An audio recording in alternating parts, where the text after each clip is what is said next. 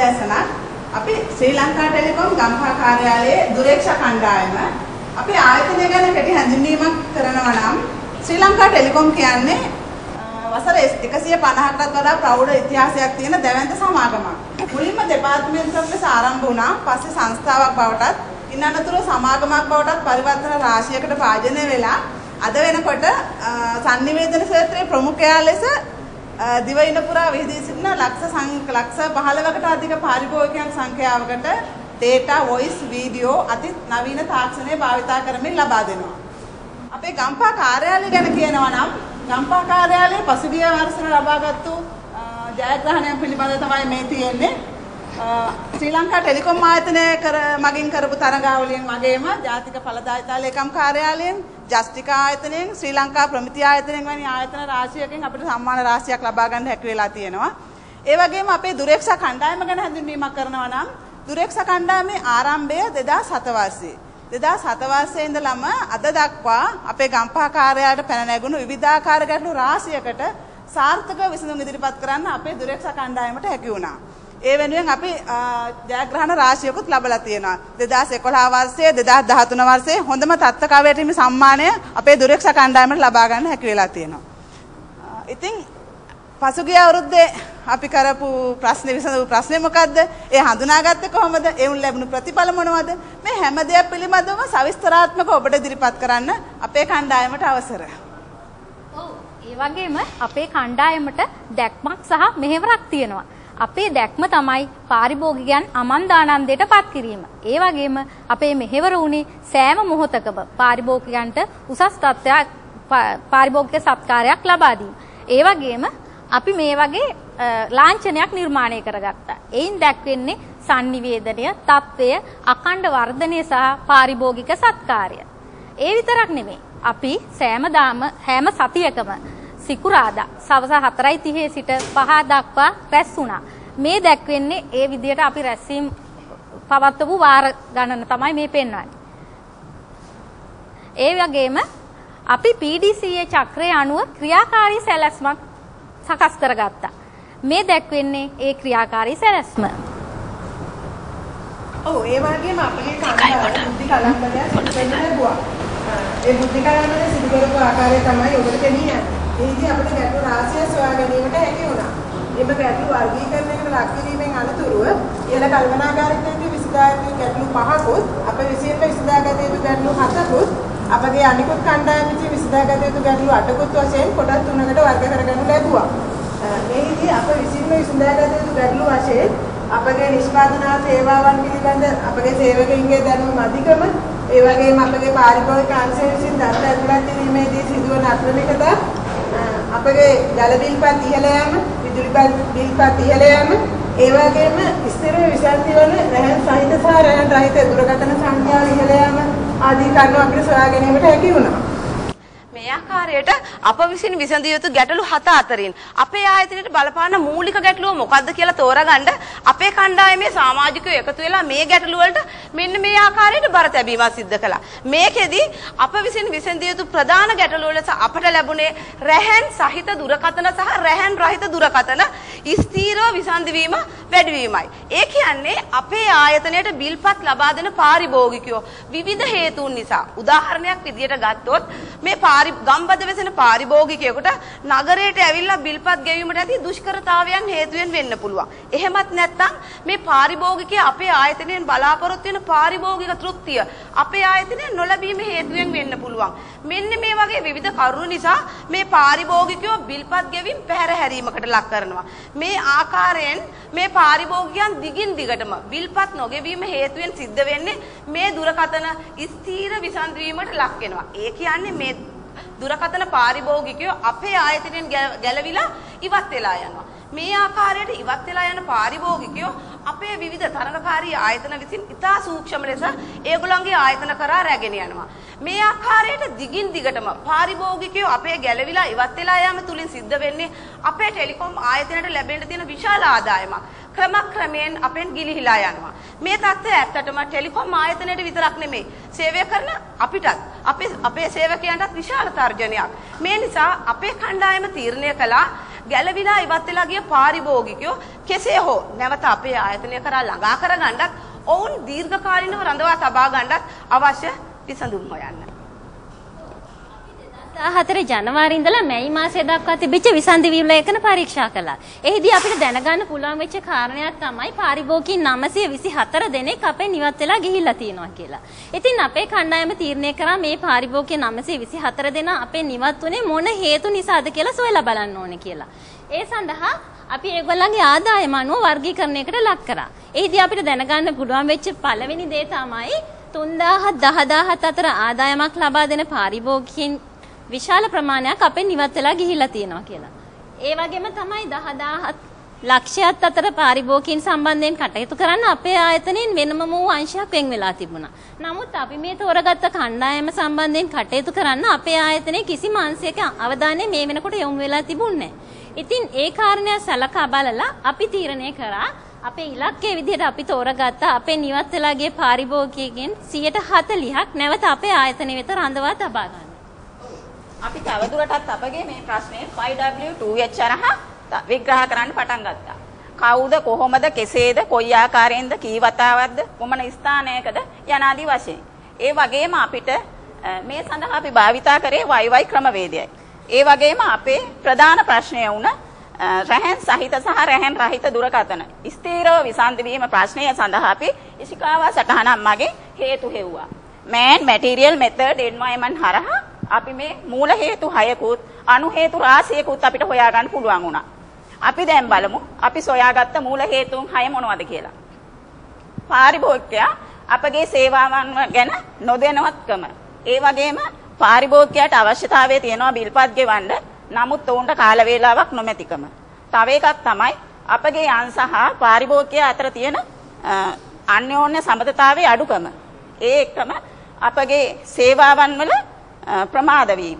විශේෂයෙන් CDMA දුරකථන නඩත්තුව මන්දගාමී තත්ත්වයක පැවතීම. ඒ එක්කම තව එකක් තමයි පාරිභෝගිකයා සමග අපගේ සම්බන්ධතාවයේ අඩුවීම. මේ ආකාරයෙන් අපි තවදුරටත් අපගේ ප්‍රශ්නය ඉදිරියට අරගෙන ගියා.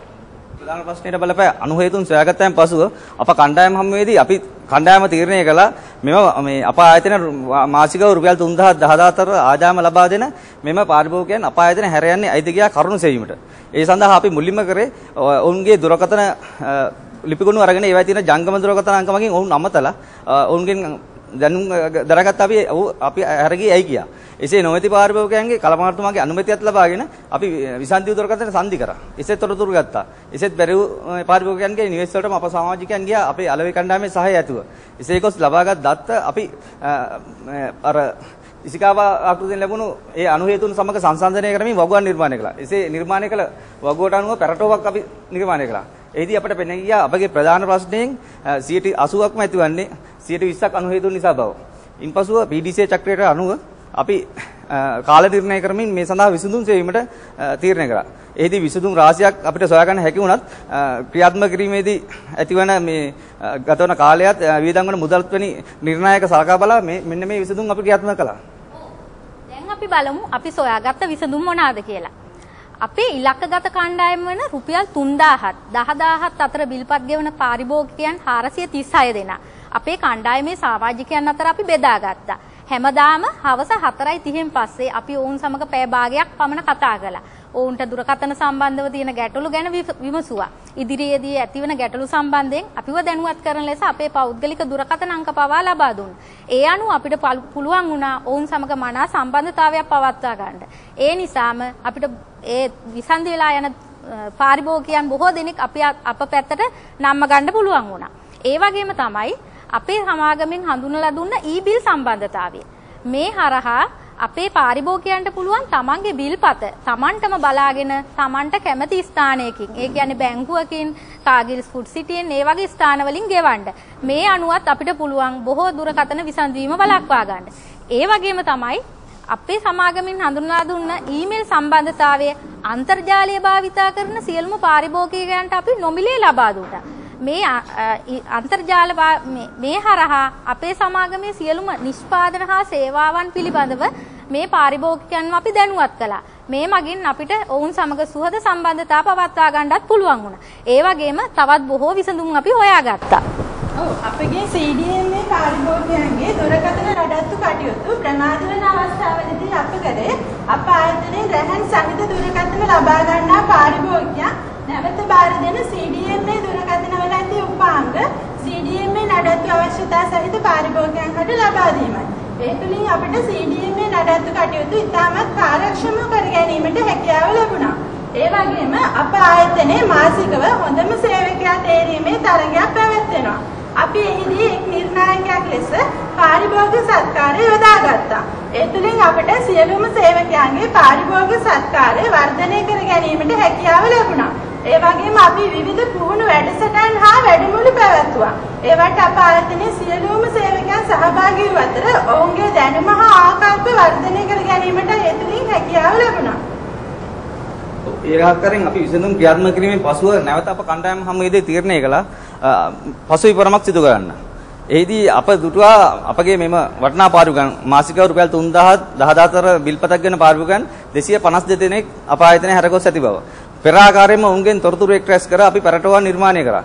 එෙහිදී අපට පැහැදිලිව පෙනී ගියේ අප මුලින් ලබා දුන් අනුහේතුන් විසඳුම් ලබා දුන් අනුහේතුන් යට ගොස් වෙනත් අනුහේතුන් ඉදිරියට පැමිණ ඇති බව. අපට ලැබුණ මැනිය හැකි ප්‍රතිලාභ මොනවද කියලා. අපේ නිවත් වෙලාගේ පාරිභෝගිකයන් 436 දෙනාගෙන් 184 දෙනෙක් නැවත අප ආයතනයට රඳවා ගන්න අපට හැකි වුණා. ඒ වගේම තමයි අපිට අය කරගන්න බැරුව තිබිච්ච 21,80,000ක මුදලින් 9,66,000ක මුදලක් නැවත අප ආයතනය වෙත ලබා ගන්නත් පුළුවන් වුණා. ඒක අපේ ව්‍යාපෘතියට අනුව ගණනය කරලා බලනකොට පාරිභෝගිකයන් අපේ ආයතනයේ හැර යාමේ සම්භාවිතාවය 44.2කින් අඩු කරගන්නත් ආදායම 44.3කින් වැඩි කරගන්නත් අපට හැකි වුණා. ඒ වගේම තමයි අපට ලැබුණු මැනිය නොහැකි ප්‍රතිලාභ මොනවද කියලාත් අපි බලමු. අපේ කාර්යාලයේ කාර්ය මණ්ඩලය අතර කණ්ඩායම් හැඟීම වැඩි වුණා. ඒ වගේම ආත්ම අභිප්‍රේරණය වැඩි වුණා. ස්වයං අභිප්‍රේරණය ඒකත් වැඩි වුණා. ඒ වගේම තමයි අපේ ආයතනයේ කීර්ති නාමය ඉහළ ගියා. ඒ වගේම අපි අතර තිබිච්ච ප්‍රශ්න විසඳීමේ හැකියාව තව දුරටත් වර්ධනය වුණා. ඒ වගේ ගොඩක් දේවල් අපිට මැනිය නොහැකි ප්‍රතිලාභ විදියට හොයාගන්න පුළුවන් වුණා. ඔව් අපිට වගේම අපගේ පාරිභෝගිකයන්ට මැනිය නොහැකි ප්‍රතිලාභ බොහෝ ලැබුණා. ඒ අතර පාරිභෝගික තෘප්තිය හෙළාම, පාරිභෝගික අපගේ භාණ්ඩ හා සේවා පිළිබඳ දැනුවත්භාවයක් ලබා ගැනීම, ඒ වගේම අපගේ මෙන්ම පාරිභෝගිකයන්ගේ වටිනා කාලය ඉතිරි වීම ආදී දැක්විය හැකියි. මේ ව්‍යාපෘතිය සාර්ථක වෙච්ච නිසා අපි අපේ විසඳුම් සම්මතකරණයට ලක් කළා. මේෙහිදී අපේ පාරිභෝගික අංශයේ නිලධාරීන්ගේ වැඩි දියුණු කළ පාරිභෝගික සත්කාරය තුලින් පාරිභෝගිකයාට ඉතා විශිෂ්ට පාරිභෝගික සේවයක් ලබා දීමටත් එය අඛණ්ඩව පවත්වාගෙන යාමටත් කටයුතු කළා. ඒත් එක්කම මේ විශිෂ්ට පාරිභෝගික සත්කාරය තුලින් පාරිභෝගිකයා අප ආයතන කෙරෙහි දක්වන සුහදශීලීභාවයත් එය වර්ධනය කර ගැනීමටත් එය අඛණ්ඩව පවත්වාගෙන යාමටත් අපි කටයුතු කළා. ඒත් එක්කම මේ රුපියල් 3000ත් 10000ත් බිල්පත් ගෙවන පාරිභෝගිකයන් ගැන නිතර දුරකථනය ඔස්සේ කතා කරලා ඒගොල්ලන්ට පවතින ගැටලු මොනවද කියලා නිතර අපි සොයා බලන්නත් ඒ අඛණ්ඩව පවත්වාගෙන යාමටත් කටයුතු කළා. ඒත් එක්කම මේ පාරිභෝගිකයත් එක්ක අපි නිතර සුවදහමු පැවැත්වීමටත් ඒ අඛණ්ඩව පවත්වාගෙන යාමටත් කටයුතු කළා. ඔවුන්ගේ විශේෂ අවස්ථාවලදී සුබපැතුම්පත් කාඩ් යැවීමටත් අපි කටයුතු කළා.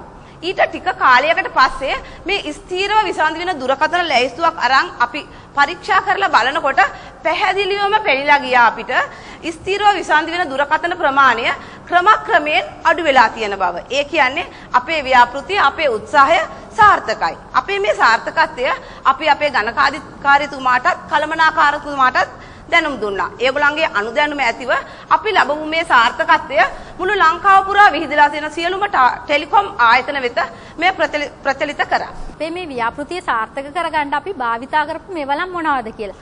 බුද්ධි කලම්බන සැසිය, මේට්‍රික්ස් වගුව, ග්‍රාන්ට් ආකෘතිය, ඉෂිකාව ආකෘතිය, 5W2H විග්‍රහය, පැරටෝ විග්‍රහය, බාර් chart, P chart, ඒ වගේම YY ප්‍රශ්න ඇසීම, PDCA චක්‍රය, ඒ වගේ දේවල් තමයි අපි මේකට භාවිතා කරපු මේවලම් උනේ. ඒ වගේම තමයි අපි මේ ව්‍යාපෘතිය කරගෙන යාමේදී අපිට බොහෝ අභියෝග රාශියකට මුහුණ දෙන්නත් සිදු වුණා.